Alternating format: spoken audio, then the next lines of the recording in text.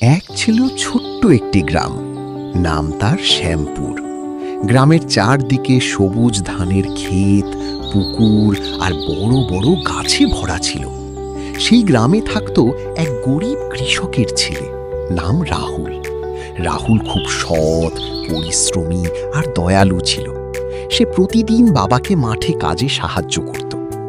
বাবা, আমিও তোমার সাথে মাঠে যাব কাজ করতে।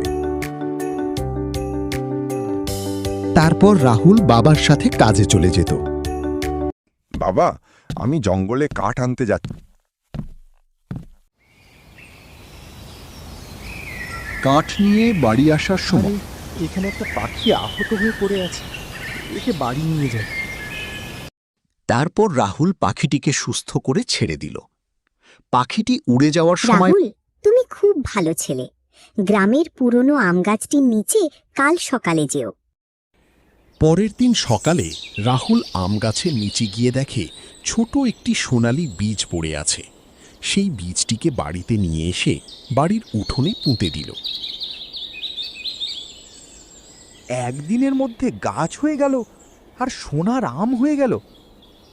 যাগে, রাহুল আমগুলো বিক্রি করে গ্রামের গরিব মানুষদের সাহায্য করত। একদিন গ্রামের জমিদারের নজরে আম গাছ। আজ রাতে রাহুলের সব সোনার আম পেরে নেব, তারপর আমি অনেক টাকার মালিক হয়ে যাব। এ কি, আমগুলো তো সাধারণ আম হয়ে গেল। কারণ গাছটি শুধু সৎ ও দয়ালু মানুষের জন্যই সোনার ফল দিত।